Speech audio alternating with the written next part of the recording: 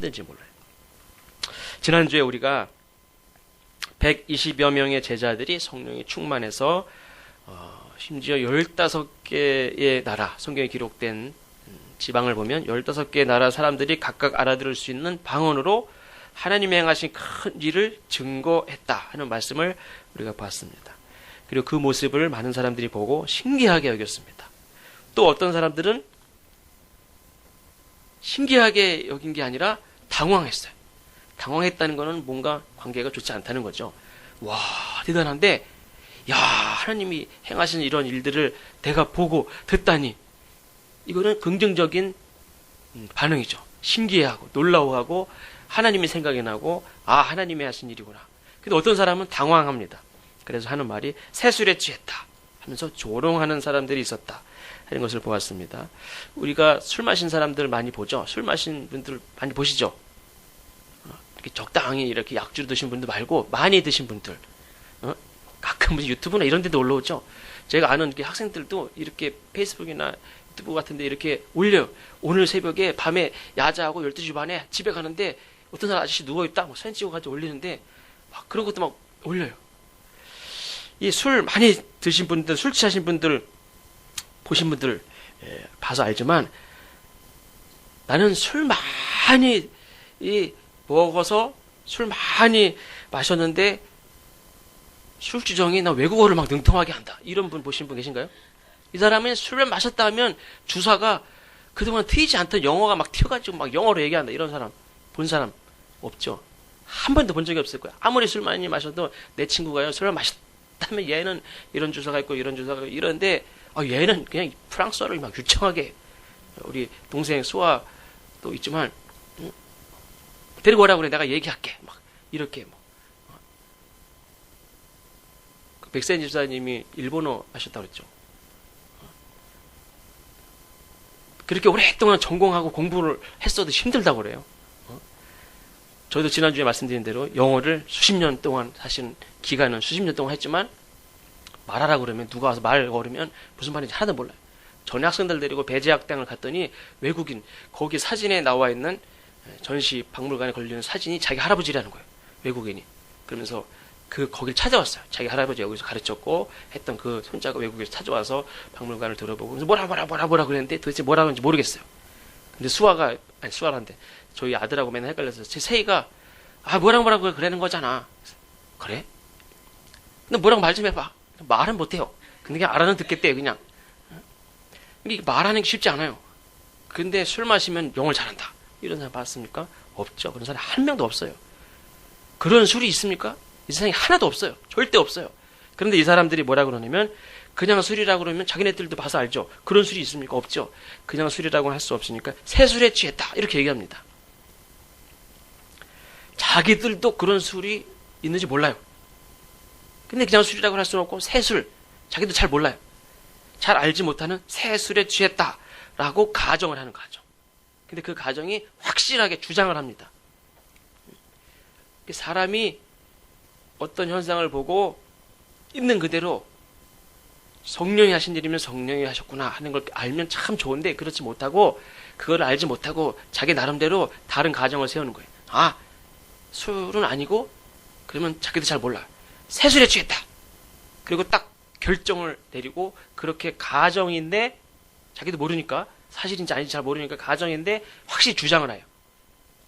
사전을 찾아보니까 가정이라는 것은 사실이 아니거나 사실인지 아닌지 아직 분명하지 않은 것을 사실인 것처럼 인정하는 거예요. 우리는 그런 걸 잘해요. 잘 모르면서 이거야 하고 그걸 단정을 딱 짓는 거예요. 사실도 아니고 사실인지 아닌지 아직 분명하지 않은데도 사실인 것처럼 가정을 하고 그 다음에 일을 막 처리를 해요. 이처럼 사실이 아니거나 사실인지 아닌지 분명하지 않은 것을 사실인 것처럼 인정하게 되면 어떤 일이 생깁니까? 그 사건을 있는 그대로 보지 않고 내가 이렇게 그거를 관찰하는 그 눈에 잘못된 영향을 끼쳐요. 또 잘못된 관찰을 하면 잘못된 확신을 낳고 잘못된 확신을 하면 잘못된 경험을 낳고 잘못된 경험이 막 붙어요. 맞아. 그런 것들이 짝짝짝짝 들러붙고 잘못된 경험은 잘못된 행동을 또 만듭니다. 예를 들어서 어떤 남자가 길을 가는데 길 옆에 거지가 앉아있어요. 그 사람 거지인지 아닌지 확실합니까? 압니까? 모릅니까? 몰라요. 자기가 보기에 딱 보니까 거지. 그 사람은 거지가 아닐 수도 있죠. 내가 볼 때 거지. 길 옆에 앉아있고 옷이 거지 같은 옷을 입고 앉아있으니까 거지. 거지라는 그런 확신을 가지고 딱 보니까 뭐가 보입니까? 신발 한 짝이 없어요. 또 신발이 다 너덜너덜하고 신발 한 짝이 없어요. 그래서 저 사람은, 저 거지는 신발 한 짝을 잃어버렸구나 라고 생각을 하고 말을 건넵니다. 신발 하나만 있는 걸 보니까 분명히 신발 한 짝 잊어버렸죠. 나는 거지 옷을 입고 길 옆에 앉아있고 신발도 다 떨어졌고 신발 한 짝이 없어요. 그러니까 거지라고 생각했고 신발 한 짝도 잃어버렸다고 생각했습니다. 그래서 당신 신발 한 짝 잊어버렸죠. 그랬더니 그 사람이 뭐라고 얘기합니까? 아니거든요. 잃어버린 신발 중에 한 짝 지금 찾았거든요. 신발 한 짝 찾은 거하고 신발 한 짝 잊어버린 거 똑같습니까? 내가 볼 땐 저 사람이 신발 한 짝을 잃어버린 상태라고 보이지만 이 사람은 신발 한 짝을 지금 찾았어요. 그리고 신발 한 짝을 이제 찾는 중이에요. 그거하고는 틀린 거예요. 예수의 신부였던 안소니 멜로라는 사람이 말하기를 현실이란 대체로 실제 그대로기보다는 우리가 그렇다고 결정한 바로 그것이다. 이렇게 얘기했어요. 실제 현상은 이 모습인데 우리가 그렇구나 라고 그렇게 결정한 거. 그리고 우리는 그것이 현실이라고 생각하고 그게 있는 모습 그대로라고 생각합니다. 저는 사진을 찍으면 사진이 있는 그대로의 모습이라고 생각을 했어요. 근데 전에 한번 세이하고 피카소 전시회를 갔다 왔더니 거기에 무슨 글귀가 있냐면 정확하게 글귀는 생각나지 않는데 사진으로 찍은 게 그게 있는 그대로의 모습이 아니라는 거예요. 사진만큼 사진 찍는 사람의 의도와 어떤 그런 생각이 많이 들어간 게 없다는 거예요. 제가 사진 찍어보니까요. 수백, 수천, 수만 가지의 상황들을 요즘엔 디지털 카메라니까 옛날에는 수동 카메라는 그냥 한 장 찍을 때마다 돈이잖아요. 그 현상을 해봐야 알고 안 해볼 수는 없고 다 돈이에요. 근데 지금은 그냥 한 장면도 착착착착착착착 많이 찍고 막 그 다음에 고르는 거예요. 딱 한 장 걸리는 잘 나온 사진 하나 걸리면 이제 되는 거예요. 근데 사진을 찍을 때 어떤 마음을 찍습니까? 내가 원하는 그 사진이 나오는 거를 기다렸다가 그거를 딱 건지리는 거예요. 근데 그 사진이 그 사람의 전부입니까? 그렇지 않죠. 전에 피카소가 그림을 그렸죠. 그림을 그렸는데 그 그림이 딱 한 장, 우리는 한 장을 보고 그 사람이 자기 그 애인을 그렸습니다. 한 장만 있다면 그 한 장 보고 애인은 저런 사람이구나 생각할 텐데 피카소는 여러 장을 그렸어요. 여러 장을 보니까 그 사람에 대해서 그 한 장만 보고 딱 판단하는 게 아니라 여러 장을 보니까 그분의 애인은 이런 모습 이런 모습 이런 모습 다 보고 여러 가지를 보고 우리가 판단할 수 있죠. 그래서 우리가 사진 한 장을 찍었을 때 그 한 장에는 그 찍은 사람의 여러 가지 의도와 목적이 거기 다 담겨져 있고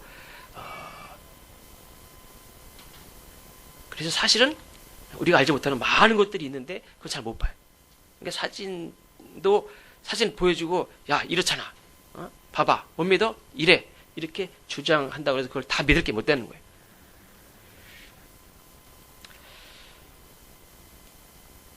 이 성령의 놀라운 일들을 자기 눈으로 보고 이건 분명히 성령이 하신 일인데 성령이 하신 일을 보고 하나님께 영광을 돌리기보다는 세술에 취했다라고 결정한 사람들, 이 사람들이 이후에 보게 되는 것들, 이 사람들이 듣는 거, 경험하는 거, 행동하게 되는 거, 이 모든 것이 뭐에 영향을 받습니까? 저 사람은 세술에 취했어.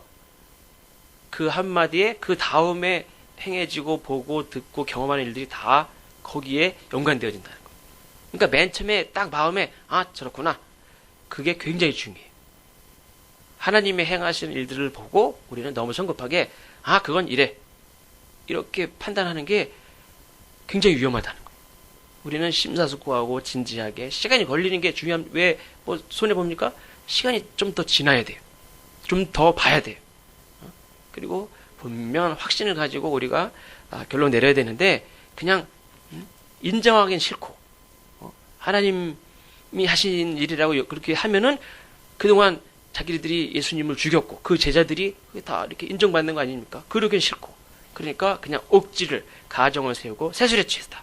그렇게 해서 이 사람들은 앞으로 계속 그렇게 삽니다.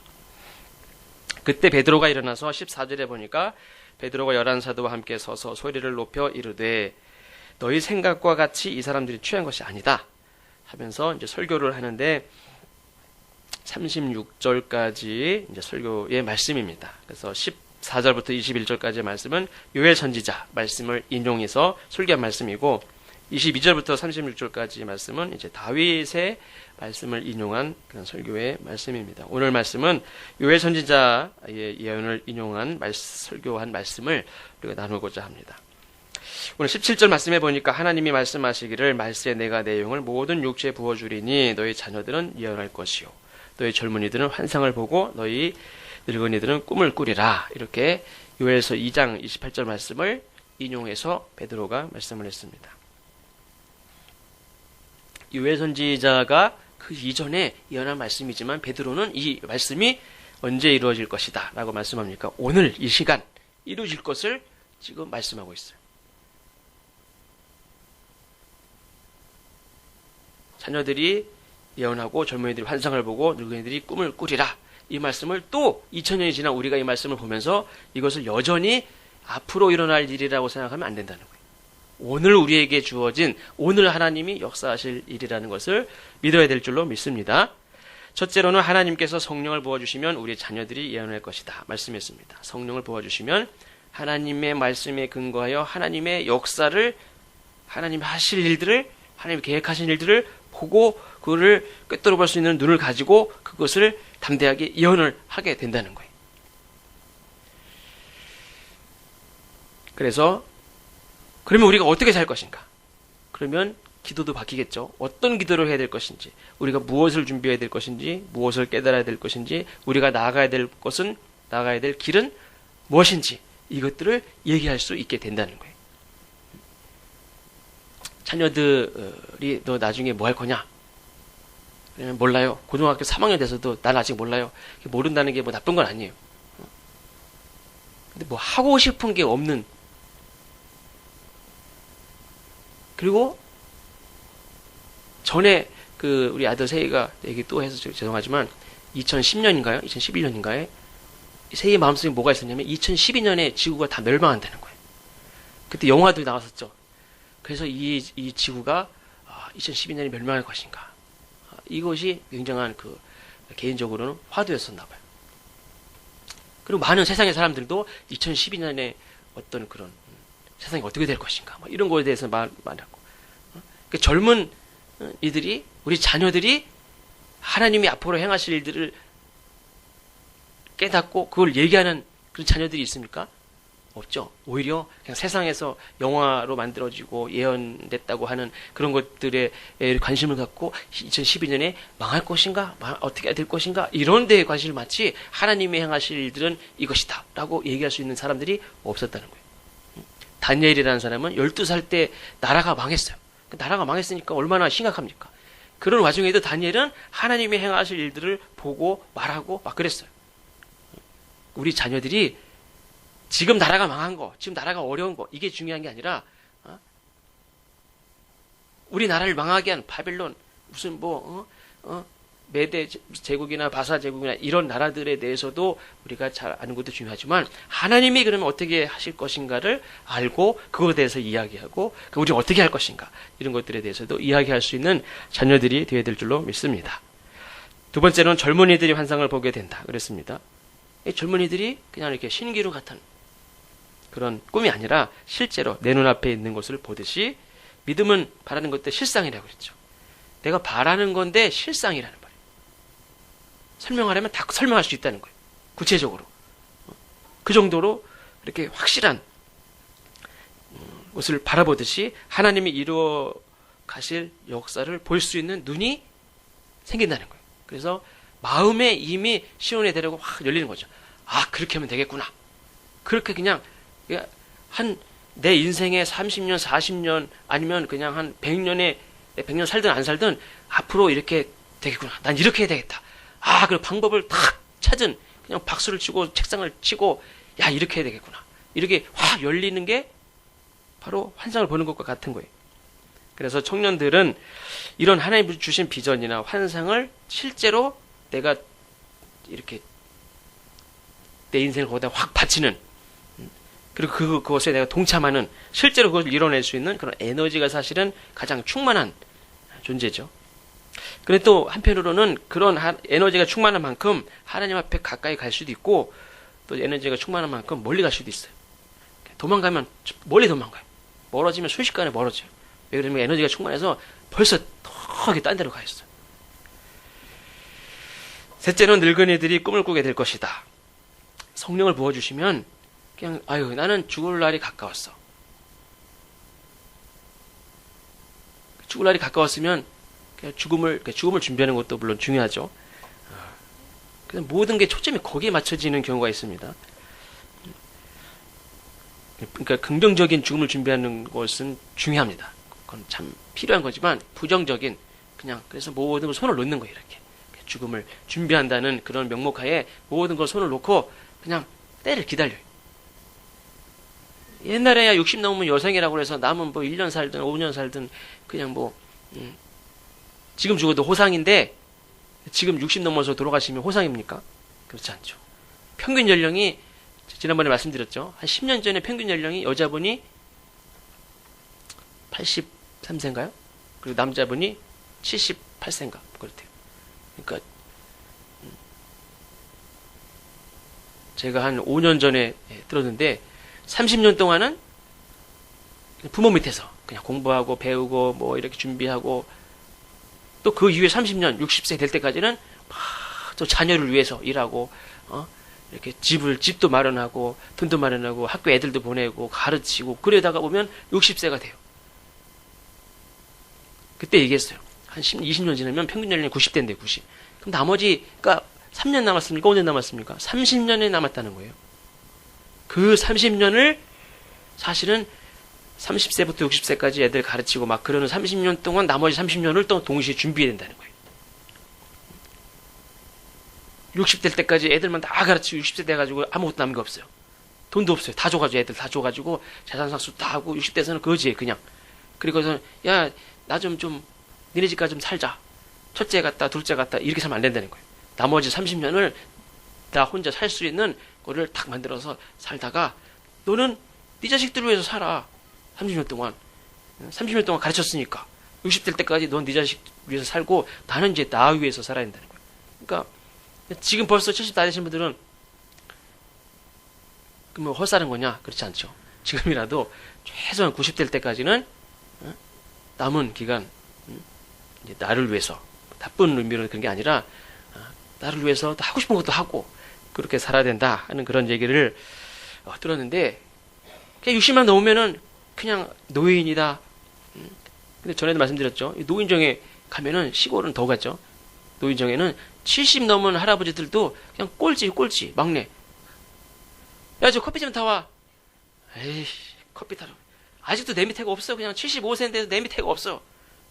맨날 커피나 타야 되고 그냥 밥 좀 얹혀고 밥 좀 얹혀야 되고 막 80 넘으신 분들이 수두룩해요 그냥. 그러니까 늘 죽음이 가깝다는 생각을 해서 손을 놓고 아휴 나는 그냥 오늘 데려가도 그냥 감사하고 이런 감사하긴 하지만 그런 의미로 그런 마음으로 살지 말고 그냥 아휴 난 이제 곧 죽을 텐데 이런 두려움의 그늘 가운데 살고 자포자기 하고 하기 쉬운 그런 분들도 오히려 꿈을 갖게 된다는 거예요. 그래서 성령이 충만한 교회에서 신앙생활 하는 분들은 청년들만 그냥 꿈을 가지고 환상을 보는 게 아니라 아이 난 다 살았다. 난 그냥 지금 죽어도 여한이 없다. 솔직히 물어보면 여한이 다 있대요. 70에 하나님 부르면 못 간다는 이유가 다 있고 80이 돼서 하나님 불러도 못 간다는 이유가 다 있대요. 90에 돼서도 불러도 못 간다는 이유가 다 있대요. 그래서 못 간대요. 근데 90이 다 된 분이라고 할지라도 성령이 충만하면 뭔가 내일 뭘 해야 되겠다. 내년에 뭘 해야 되겠다. 이렇게 꿈을 가지고 하나님 앞에 하나님 주신 새로운 그런 계획도 세우고 꿈을 가지게 될 줄로 믿습니다. 그건 요엘 선지자니까 하는 말이지. 꿈 같은 소리지. 이렇게만 생각하면 안 되죠. 성경에도 보면 우리가 잘 알지만 아브라함도 75세에 하나님이 야, 너 다시 시작하자. 그래서 하나님이 75세 된 노인하고 하나님이 다시 시작을 했어요. 그리고 지난번 수요일 날에도 말씀드렸지만 모세가 어땠습니까? 모세가 이스라엘 백성들을 데리고 갈 때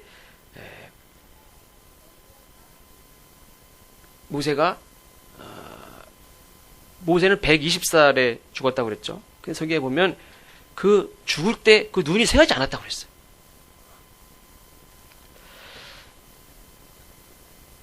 우리 교회 특별히 연세 드신 분들은 모세같이 그냥 제가 나이를 딱 정하면 안 되지만 그냥 최소한 모세같이 오래 사시고 모세같이 눈이 쇠하지 않는 그런 건강함으로 다시 이렇게 뭘 해야 되겠다. 그냥 마음만 있는 게 아니라 실제로 모세같이 하나님이 야, 너하고 내가 다시 시작하자. 어떻게 우리는 75세 되신 분들하고 뭔가를 할 수 있습니까? 하나님께서 우리에게 성령을 부어주시면 75세 나이가 중요한 게 아니라 75세 되신 분이라고 할지라도 하나님은 그 사람하고 탁 찍어가지고 야, 네 민족 거기서 구원해낼 테니까 우리 둘이 같이 한번 해보자. 이렇게 하나님의 파트너로 모세를 75세 되신 노인을 탁 찍어서 모세와 함께 일을 했어요. 그 놀라운 일들을 했습니다. 그러니까 연세가 드셨을지라도 하나님이 그러한 내가 너와 뭔가 한번 하자 하는 그런 소명이 있으시기를 주의 이름으로 축원합니다. 갈렙도 85세 때 이런 말을 했죠. 여호수아 14장에 오늘 내가 85세로 돼 모세가 나를 보내던 날과 같이 40대에 전쟁터로 보냈죠. 지도자를 세웠어요. 그때와 같이 오늘도 내가 여전히 강건하다. 내가 내 힘이 그때나 지금이나 같다. 내가 싸울 수도 있고 내가 뭐든지 다 할 수 있다. 이렇게 실제로 85세에 실제로 전쟁터에 나가서 싸웠어요. 헤브론 산지를 주십시오. 85세 된 노인네가 그냥 잘 쉬었다가 돌아가시면 되지. 저걸 뭐 헤브론 산지를 가지려고 합니까? 아무도 이렇게 가지려고 하지 않는, 저걸 가지려고 줘도 사실 헤브론 산지는 가서 점령해서 갖기가 쉽지 않은 그런 땅이었어요. 그러나 갈렙은 지난번에 약속한 거 주십시오. 모세가 나한테 약속한 거, 저 땅 내가 허락해 주면 내가 쳐들어가서 갖겠다고. 지금이나 예전이나 내가 힘이 지금도 똑같다. 실제로 그런 마음만이 아니라 실제로 건강했다는 거예요. 갈렙은 가나안 땅에 대한 의욕이 여전히 있었고 비전이 있는 사람이었습니다. 그 약속한 땅을 달라는 거는 그냥 나이 85세 된 노인이 욕심은 그냥 욕심이 많은 게 아니에요.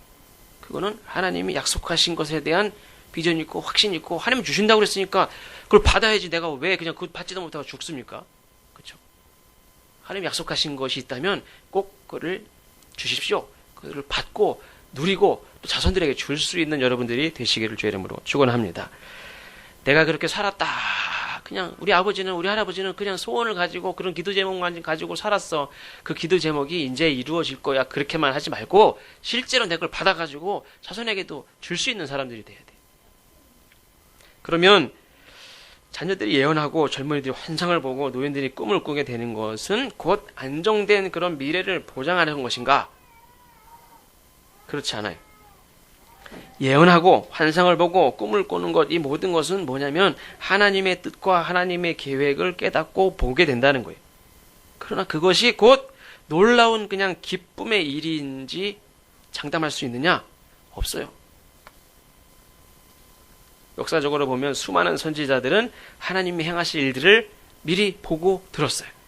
그렇지만 그것 때문에 얼마나 많은 선지자들이 괴로워하고 눈물을 흘리는지 몰라요. 왜 하나님이 그 사람을 선지자로 세워가지고 하나님이 이루실 일들을 알려주고 보여줘가지고 세상 사람들은 다 편안하게 잘 먹고 걱정 없이 사는데 이 선지자는 평생 걱정하고 고달파하고 눈물 흘리고 그냥 그러면서 일평생을 살았어요. 물론 넓은 의미에서는 하나님이 행하시는 모든 일은 다 선하신 일이죠. 그렇지만 당장 이 선지자들은 감당하기 어려운 많은 일들을 또 봐야 됐고 그걸 경험해야 됐어요. 그리고 친히 그 고난을 감당해야 됐던 일들이 너무나 많아요. 무슨 뭐 엘리야 선지자라든지 에레미야라든지 이 큰 능력을 행했던 선지자들도 하나님이 미리 보여주신 거, 하나님이 미리 예언하게 하시고 보여주신 그런 모든 하나님의 뜻과 계획을 알고 보게 된 것 때문에 그 사는 삶은 평안하고 즐겁지만 하지 않았어요. 그런 의미에서 성령을 받은 우리 자녀들이 예언을 하고 젊은이들이 환상을 보고 노인들이 꿈을 꾸겠지만 그 순간부터 성령의 인도하심에 따라서 무엇도 각오를 해야 됩니까? 고난의 과정도 각오를 해야 돼요. 예언하고 환상을 보고 꿈을 꾼다는 게 그냥 그냥 뭐 부푸른 가슴을 안고 그냥 즐겁고 노래하고 그런 삶만 있는 게 아니에요. 하나님이 보여주시는 것들을 보고 예언하고 꿈을 갖는다는 거는 그 이면에는 감당해야 될 그냥 십자가도 있어요. 성령의 충만함을 입어서 성령이 보여주신 것을 말하고 보고 꿈을 꾸는 사람은 복이 있는 줄로 믿습니다.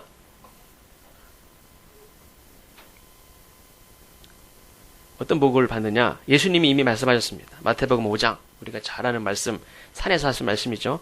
심령이 가난한 자는 복이 있나니 천국이 그들의 것이며, 애통하는 자는 복이 있나니 그들이 위로를 받을 것이며, 온유한 자는 복이 있나니 그들이 땅을 기업으로 받을 것이며, 의에 줄이고 목마른 자는 복이 있나니 그들이 배부를 것이며. 너무 길죠? 다 하면.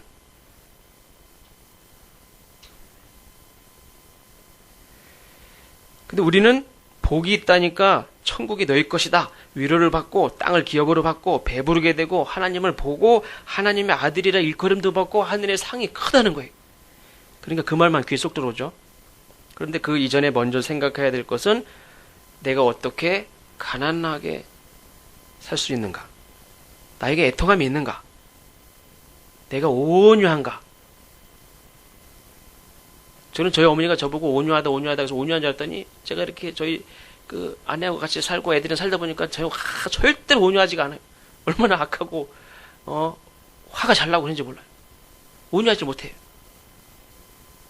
8가지 복을 하나님 약속하셨는데 8가지 복 다 받을 줄 알았는데 보니까 제가 온유합니까?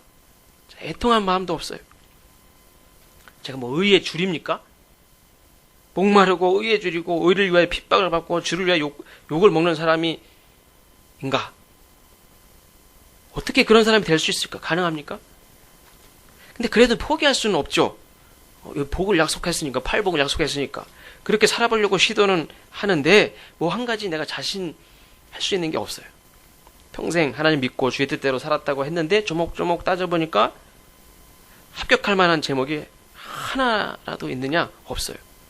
우리 하나님 믿고 하나님 믿는다고 하면서도 예수님이 약속하신 복을 잘 따져보니까 그 한 가지도 얻을 만한 게 없다는 거예요. 제가 다시 읽어드릴게요. 심령이 가난한 자는 복이 있나니 천국이 그들의 것이며. 심령이 가난하다. 나는 정말 난 세상에 다른 거 필요 없고 난 하나님이 주시는 은혜만 나는 그게 간절히 필요하고 그게 없어서 못 산다. 난 가난하다. 애통하는 자는 복이 있나니 하나님의 마음을 품고 한 영혼을 천하보다 귀하게 여기고 잃어버린 양을 그냥 산속으로 뒤져서라도 찾는 그냥 막 부르짖고 찾는 그런 애통하는 마음이 있느냐? 온유한 자. 저렇게 하경이가 엄마 어디 있는 걸 찾듯이 그냥 엄마를 찾듯이 그런 그 간절한 마음이 있느냐? 온유한 자. 하루에 한 번이라도 그냥 화를 안 내고 지나가면 입에 가시가 묻히죠. 의해 줄이고 우리가 사는데 무슨 의의가 있습니까? 그냥 세속적이고 그냥 뒤에서 속이고 욕하고 그냥 적당히 살지. 우리가 의롭게 사는 사람이 어디 있어요? 의에 줄이고 목마른 자, 긍휼히 여기는 자, 지나가는 사람이 너무 불쌍해서 어떻게 하면 좋을까? 마음이 청결한 자. 하나님 본다 그러는데 하나님 보입니까? 하나님 안 보이는 이유가 다 있어요. 우리가 화평케 하는 자. 우리가 어디 가가지고 싸움만 안 시키고 이간질 안 시키고 내가 가면 모든 게 해결이 된다. 화평케 되고 다 이렇게 풀어진다. 그런 사람이 있습니까? 의를 위해 내가 박해를 받는. 박해를 왜 받습니까? 하나님의 의를 위해서 분노하고 내가 주장을 굽히지 않으니까 박해를 받는 거예요. 기뻐하고 즐거워하래요. 하늘에서 너희의 상이 크다. 기뻐하고 즐거워할 수가 없어요. 왜 그러면 이게 하나도 속하는 게 없어요. 그럼 어떻게 되느냐? 요엘 선지자의 말처럼 성령을 받아야 하나님이 보여주신 걸 보고 꿈을 가지고 비전을 가지게 돼요. 하나님이 말씀하신 그런 하나님의 나라에 대한 이상을 가지지 아니하고서는 하나님 나라에 대한 꿈이 없고 하나님 나라에 대한 이상이 있고 거기에 대한 정말 옛날에는 나라를 막 뒤집어 엎었습니까? 반역이라고 볼 수도 있지만 더 이상 이렇게 살 수는 없다. 이 나라가. 그리고 막 나라를 뒤집어 엎었어요. 그렇죠? 왜 개혁을 했습니까? 목숨 걸고 내 자손 3대가 그냥 멸할지라도 나라를 뒤집어엎고 이 나라가 바로 서야 된다. 이런 사람들이 있었어요. 목숨을 걸었어요. 그건 새로운 그런 나라에 대한 꿈이 있었기 때문에 그런 거예요. 그러니까 하나님의 나라에 대한 이상이 없는 사람은 이 땅에 사는 동안에 가난할 수가 없어요. 적당히 그냥 적당히 잘 먹고 사는 게 좋은 거지 왜 내가 가난하게 살아? 목적이 없으니까 가난하게 못 사는 거예요. 그냥 일하지 않고 게을러서 가난한 거 말고 어떤 목적을 위해서 내가 안 쓰고 내가 뭔가를 하기 위해서 독립자금을 모으는 사람은 가난할 수밖에 없죠. 이상이 없으니까 애통할 수 없고 이상이 없으니까 내가 참을 수도 없고 이상이 없으니까 의해지리고 목마른 영혼으로 살 수 없고 이상이 없으니까 하나님의 공의를 위해서 박해를 받을 각오도 없고 그만큼 분노도 없어. 의로운 분노도 없어요. 전에 감신대 교수님이셨고 또 이화여대 명예철학 박사이신 김웅호 교수님이라는 분이 계신데 이분이 뭐라고 그랬냐면 김 빠진 샴페인처럼 거룩한 분노를 모르는 젊은이들을 무엇에 비할꼬? 맛 잃은 소금, 설익은 밥, 길에 버려져 짓밟히는 쓰레기, 사회와 국가를 좀먹는 인간 버러지밖에 될 것이 없다. 이렇게 말씀했습니다. 저는 이 말씀을 지난주에 들었어요. 책을 보고. 제가 젊었을 때 이 얘기를 더 이렇게 학생 때 이 얘기를 들었으면 참 좋았을 텐데 지금 책 보고 알았어요. 이상과 끔이 없는 사람은 이 사회가 불의하다고 분노합니까? 교회가 세속적이고 세상의 만mon을 숭배하고 타락했다고 분노를 느낍니까? 그렇지 않죠. 이번 주 수요일 날 출애굽기 35장 말씀이 이번 주 출애굽기 35장 말씀이 아니죠. 성경에서 그 많은 선지자들이 이렇게 예언했던 말씀, 그 책망했던 말씀 중에 한 가지가 뭐냐면 예루살렘 성전에서 우상 숭배가 이루어진 거예요. 하나님을 예배해야 될 자리에서 세상을 찬양하고 이렇게 낙관주의, 괜찮다. 우리 하나님이 함께 계시니 그러면서 예배당에서는 세상을 숭배하고 찬양하고 자랑하고 나누고 하나님의 교회가 타락한 것에 대해서 분노가 있느냐? 하나님이 보여주는 이상을 보지 못하는 사람은 이런 분노도 없어요. 꿈과 이상이 없기 때문에 그렇습니다. 성령이 아니고서는 한 영혼을 불쌍히 여기는 그런 극률한 가슴도 있을 수가 없습니다. 그럼 어떻게 그렇게 살 수 있느냐? 다시 본론 들어오면 성령을 받아야 된다는 거예요. 하나님이 우리에게 성령을 주시면서 갖게 하신 게 바로 이런 것들이라는 거예요. 800을 얻기 위해서 그냥 교회 다니면서 되는 게 아니라 하나님이 우리에게 성령을 주시면 의로운 마음도 주시고 긍휼의 마음도 주시고 가난할 수 있는 마음도 주시고 그 결과가 이런 복을 받는다는 거지 복을 받기 위해서 다니면 안 된다는 거예요. 근데 이거를 특별한 사람에게만 주시느냐? 그렇지 않죠. 본문에 보니까 하나님 말씀하시기를 말세에 내가 내 영을 모든 육체에 부어주리니 그랬습니다. 그럼 앞에서 가난하고 애통한 마음으로 살아야 되고 박해를 받을 것을 예수님께서 말씀하셨는데 성령의 인도를 받는 사람, 성령의 충만함을 입은 사람들은 언제 어디서나 좋은 일만 생기느냐? 지금 말씀드린 대로 그렇지 않죠. 예를 들면 예수님도 성령의 인도를 받아서 어떤 일을 경험합니까? 마귀의 시험을 받습니다. 성령의 인도하심을 받아서 광야로 갔어요. 하나님이 성령이 예수님을 광야로 데리고 갔어요. 그래서 거기서 굶게 하시고 마귀의 시험을 바로 이어서 또 마귀의 시험을 당하게 했어요. 마귀에게 시험을 받는 것 역시 하나님의 뜻 가운데서 보면 선한 일이에요.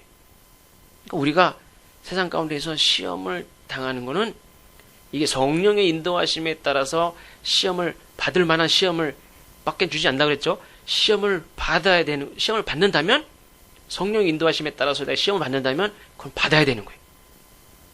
그거는 좋은 거예요. 야, 너 이번에 서울대학교 이번에 시험이 있는데 한번 가서 시험 좀 봐라. 그게 나쁜 겁니까? 기회. 열심히 공부해. 그리고 너 내가 합격할 수 있을 것 같아. 도와줄게. 가서 시험 봐. 과거 시험 보는데 과거 시험 보라는 게 나쁜 겁니까? 아무나 볼 수 있는 게 아니에요. 성령이 인도하셔서 내가 마귀에게 시험을 당하든 굶게 하든 광야 가서 내가 그렇게 살든 성령이 나를 인도하셔서 시험을 당하게 하고 광야로 데려가는 것은 선한 일이고 하나님의 귀한 뜻이 있는 거예요. 하나님의 뜻 가운데 이루어지는 모든 일은 연합하여 선을 이루시는 것을 믿으시죠? 보기에는 마귀에게 시험을 받는 것 같지만 성령께서 하신 방법이 성령께서 목적이 있어요. 그래서 그건 선한 거예요. 우리는 그를 성령께서 인도하셨으니까 내가 그를 감당하고 이기면 되는 거예요. 그걸 내가 합격하면 돼요. 내가 이기면 돼요. 사도 바울도 한참 바쁘게 그 사람이 뭐 어릴 때부터 예수를 믿었습니까? 그렇지 않죠. 나중에 늦게 예수를 믿었는데 바쁘게 전도하러 다녀도 그냥 시간이 모자란 그 사도 바울이 엉뚱한 일로 감옥에 갇혀요. 근데 많은 성도들은 사도 바울이 어떻게 해서든지 감옥에서 나와야 될 텐데 걱정을 했습니다. 근데 바울은 그때 감옥에 갇힌 그 상황 자체가 전도의 기회가 된다고 얘기를 했어요. 우리는 마귀에게 시험을 받으면 당황해서 그저 그 순간을 어떻게 해서든 그냥 벗어나려고만 허둥대죠. 제가 하영이가 이불을 막 뒤집어 쓰고 놀고 그러길래 내가 이불을 막 다 뒤집어 씌우선 막 놀라가지고 막 나오려고 그러더라고. 놀라지 말고 가만히 있어봐. 놀래고 이렇게 덮어줄 테니까 칭칭칭 이불을 감아놓고 이렇게 손으로 이렇게 나오는 데가 어디 있나 살펴봐 이렇게. 놀래고 당황하고 막 힘쓰지 마. 어차피 이불 아빠가 뒤집어 씌우면 이불 안 벗어져. 그냥 가만히 있고 침착하게 손을 이렇게 뻗어가지고 어디가 손이 나오는 데 있나 봐봐. 손이 나오면 그때부터 이렇게 해가지고 이렇게 벗으면 벗겨져. 다시 해봐. 칭칭칭 하고 이렇게 우선 했더니 답답하게 나죠. 막 놀래가지고 막 얼마나 놀래. 근데 손 빼가지고 이렇게 했더니 이렇게 벗더라고. 혹시 지진이 나가지고 확 다 덮쳐도 놀래지 말고 이렇게 해가지고 불러가지고 이렇게 해서 딱딱딱딱딱딱 그래서 어디 아파가지고 놀래가지고 막 입이 안 벌어져도 두들기면 너 구해로 와. 어린이집에서 다 가르쳐요. 불났을 때 뒤집어 쓰고 뛰어가는 거, 지진 났을 때 책상 밑에 들어가면 다 가르쳐요. 근데 막상 이불을 뒤집어 놓으니까 놀래가지고 막 그래. 그럼 죽는 거예요 그냥. 잠깐 딱 참고 이렇게 손을 뻗어가지고 뭐가 있나. 그러면서 하는데 놀래면 당황하면 죽어요. 물에 빠져도요 막 놀래면 죽어요. 그 얘기 많이 들으셨죠? 막 놀래가지고 막 허브적 들어가 봤더니 허리밖에 안 차는데래요. 근데 놀래면요 자기가 깊이가 내가 일어서 보니까 얼마 안 돼 이거 보지 않고 그냥 막 놀래면요 그냥 거기서도 죽어요 사람이. 그런 얘기도 있잖아요. 어떤 사람이 냉동창고에 갇혔어요. 차가 그냥 가요. 이 사람은 나 죽었구나. 그러니까 무슨 생각이 아까 맨 처음에 말씀드린 대로 이 냉동창고다. 거기에 그냥 분명히 냉동된 그 고기들이 다 나가는 걸 봤어요. 근데 뭐 들어가가지고 꺼내 들어가는데 물 차가 닫혔어요. 근데 차가 어디 계속 몇 시간 동안 가요. 난 죽었구나. 내가 여기서 죽는데 마지막을 남겨야 되겠다. 그래서 그냥 송곳 같은 거 찾아가지고 벽에다 남겼어요. 나는 이렇게 입이 말라가고 손은 차가워져가고 나는 이렇게 굳어져 간다. 더 이상 손이 안 움직이진다. 죽었어요. 나중에 가보니까 19도래 19도. 열어보니까 그냥 죽었대요. 그러니까 영하 19도라는 그냥 실제 19도인데 냉동창고라는 그 생각 하나만으로 그 사람이 굳어져서 결국에는 이렇게 죽었다는 거 실제로. 마귀에게 시험을 받아도 감옥에 있어도 이게 하나님 인도하셨고 이걸 통해서 하나님 뭐를 하시려고 하는지를 알면 당황하지 않을 수 있죠. 막 허둥대고 막 감옥에서 당장 감옥에서 나가는 게 중요합니까? 우리는 당장 감옥에서 막 뛰쳐나가는 게 나가면은 됐다. 된 게 아니에요 그게. 그게 가장 우선된 일이라고 생각하지만 그렇지 않다는 거죠. 우리가 어떤 상황에 처하든 성령이 인도하셨다면 그 모든 방법과 상황과 열매도 선하다 하는 것을 믿어야 될 줄로 믿습니다. 근데 성령이 예수님을 인도하여 마귀에게 시험을 받도록 하시고 성령이 떠나갔습니까? 함께 계셨다고 그랬어요. 그리고 천사들도 기다렸다는 듯이 예수님을 다 수종 들었다고 그랬어요. 성령께서 우리를 광야로 데리고 가더라도 우리는 어떻게 해야 됩니까? 따라가는 거예요. 그리고 순종하면 거기서 이제 중요한 건 합격해야죠. 합격. 이길 수 있는 건 뭐냐면 성령께서 함께 하시니까. 정말 안 되면 그냥 성령이 나를 딱 붙잡아서라도 이기게 하셔요. 그냥 거기서 죽게 내버려 두지 않죠. 어려운 일 있을 때마다 우리가 그 일에 파묻혀서 정신없이 살면 안 된다는 거예요. 그냥 이불 뒤집었을 때 이불만 그냥 막 허둥대면 안 되고 그 일 속에서 그 속에서 우리와 함께 하시는 성령님을 우리가 볼 수 있는 눈이 있어야 될 줄로 믿습니다. 그래서 혹 내가 마귀에게 시험을 받는 일을 경험한다고 할지라도 그것을 통해서 나를 진정한 그리스도인으로 이렇게 세우시는, 구약시대에 보면 정금같이 단련시킨다고 그랬죠. 이렇게 단련시키고 계신 그 성령님과 더 하나가 되는 그런 기회가 되고, 그러면 그럴수록 더 성숙하고 그리스도의 장성한 분량에 이르기까지 자라나게 될 줄로 믿습니다. 기도하겠습니다. 하나님 감사합니다.